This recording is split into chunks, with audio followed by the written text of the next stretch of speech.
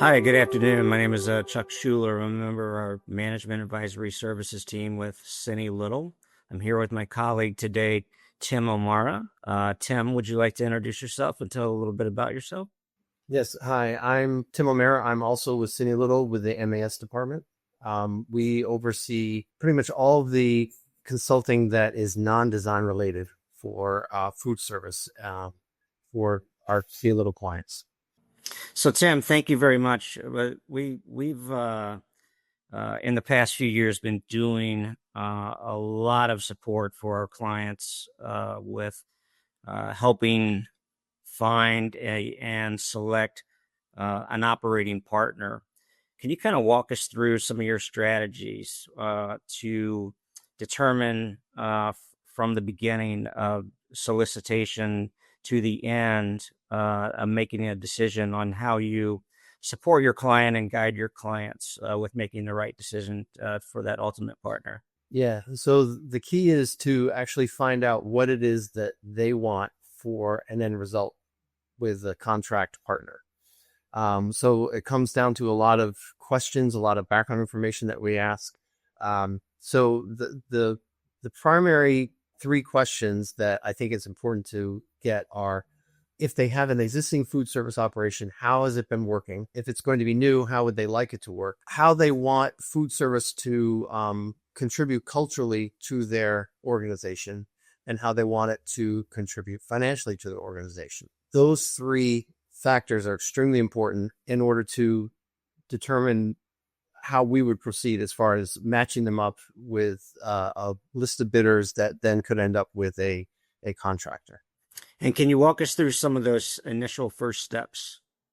Yeah. So, for example, asking how has it worked in the past? That the first big question. We ask for a lot of background information. We ask, is it profitable or not profitable? Do you want it to be profitable? Are you willing to subsidize it? Or if it's subsidized, do you want to move to something that's not subsidized? All those big questions.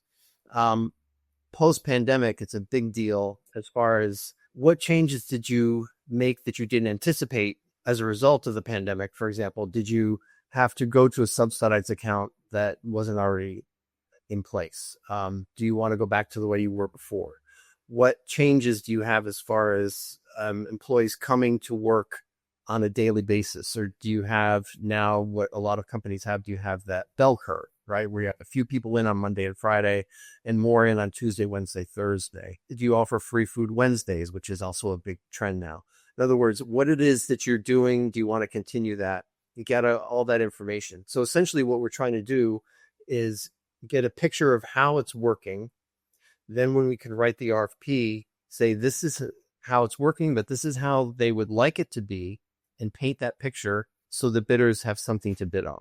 And once you develop the RFP documents themselves and supporting documents to help evaluate the proposals once they're delivered, how do you support the client to look past some of the because all the food service companies are great in their own right, and they all have great marketing programs, great sustainability programs. How do you get them to determine what speaks to them or guide them in evaluating that proposal and into the next steps? The key is two phases. First, we walk them through an evaluation of the proposal. The proposal is something that you get. It's a wonderful PDF of 150, 200 pages.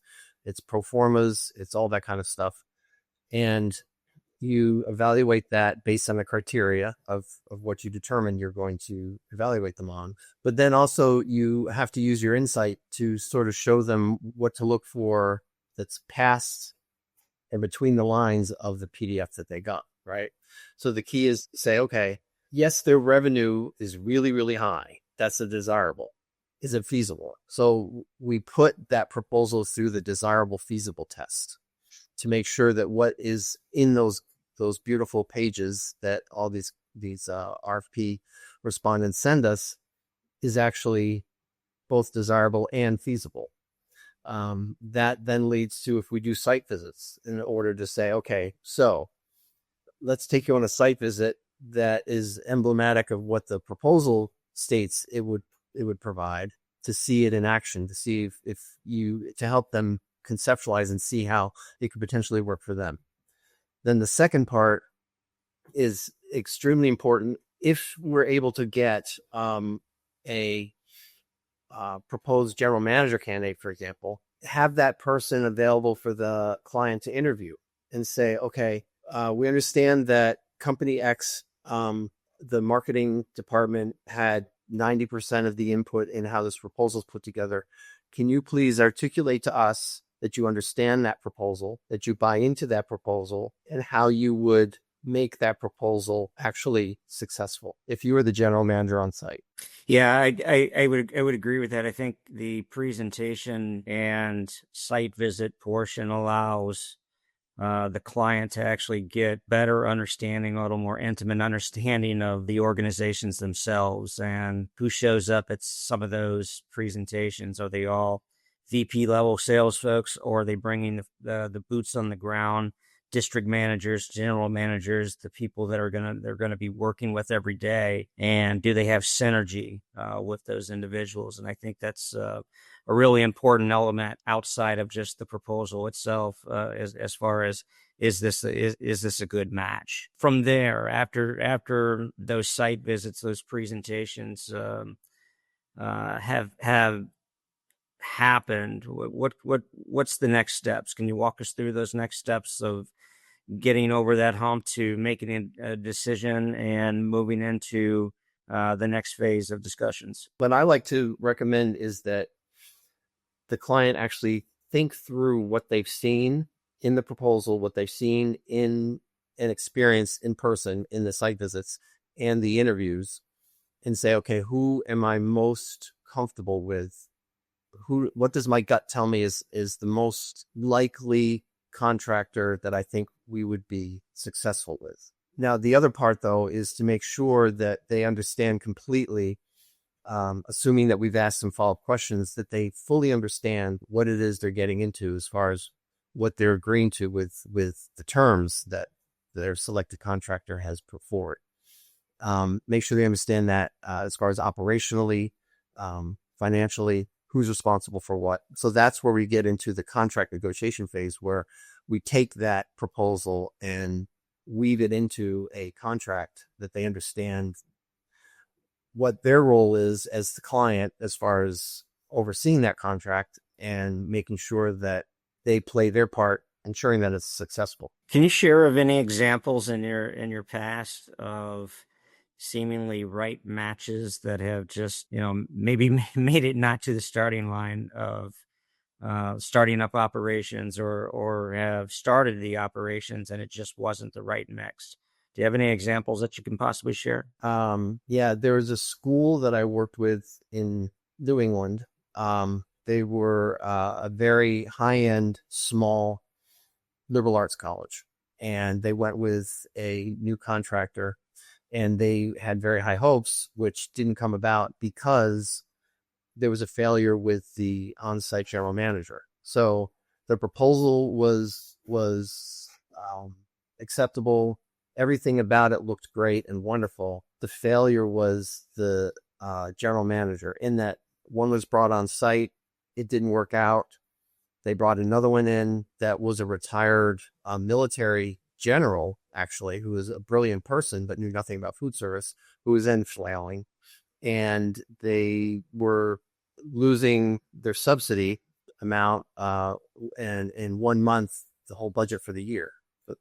So it was an absolute complete disaster. It really does come down to, you can have the best proposal in the world, but it really comes down to who's on site to make it work. So what we did was, it was obvious that the person that was brought in was a very, very smart person, and he had a learning curve, like this 90-degree learning curve. But what I did was I set up a learning plan for him, and I said, this is the way food service works. This is how you do a monthly variance analysis against your budget, and this is how you track it, and this is what you do to make sure that you can write it if it's wrong, and you do on a weekly basis. So you can right the wrongs as they occur instead of after the fact. And his subsidy came down 80-90% within 3 months. That's great. It's fixable, but that's an extreme example. Another example was a contractor was brought in that didn't follow the contract and was supposed to share a certain percentage of their catering revenue with the school, which they didn't do. And doing a quick audit, again, everything goes back to the contract. I determined that they had underpaid the university $636,000 in the previous year. So that was a big deal. Yes, it is. Yes. So that created a bit of a firestorm. My numbers were corroborated and they did get their money, but the contractor was replaced. It was a total failure. In that, again, the RFP process went well, the contract negotiation went well, but the execution on the part of both parties was poor in that the contractor didn't forward on the money they're supposed to, and the school did not follow the contract to make sure they were getting the money they're supposed to get. So that was a double failure on both parties' part. So can you talk about after award some of the services that us and our management advisory services team here at Cini-Little offer to support our clients from a longer term perspective? Yeah, so the two key things we offer are operational audits and also financial audits to make sure that everything that was in the contract is being followed according to the contract. Nothing matters unless it's in writing, right? So you have the contract and we go in and essentially that's what we do. We make sure that we have the contract in hand and we ask for all the documentation that is required from that contract. And we do a double check to make sure that operationally everything's done as it should be according to the program, the operating hours, the menu rotation, all the kind of stuff is being done according to the contract. And then also all the financial line items are correct and all the P&L statements are accurate according to what is required in the contract. Then what we can do is if we notice something is askew, then we document it and let them know. Another thing we can do is if they realize, let's say the client realizes they made a mistake in their original contract negotiations, we can put out, well, if you want to try to renegotiate some terms, then these are some things that you may want to renegotiate, and we can help with that as well. So instead of doing an invitation to bid, you do an invitation to negotiate. So you're not going out to bid, you're just saying, hey, we want to renegotiate some terms. Any final last words you would like to discuss about the operator selection process that Cini-Little offers? I would say use us because we do know the industry inside and out. You've worked for some of those bidding companies in the past. Mm-hmm. You don't know what you don't know. For example, let's say we work with law firms. If I needed a lawyer for something, I would ask them. Same thing. If they need help with food service, they should ask us. Yeah, I would agree with that, Tim. I think, from a portfolio standpoint of the different phases of the operator selection process, our job is to guide our client into making the best decision for our client, not necessarily making the decision for them. Yes. And then once they've made that decision, what are those next steps? Getting through that transition period of into opening, making the first day a great day and then on after. So thank you very much for talking about our operator selection services. I'm sure we can talk a lot more about it. Thank you. Well, thank you. Thanks for all of that.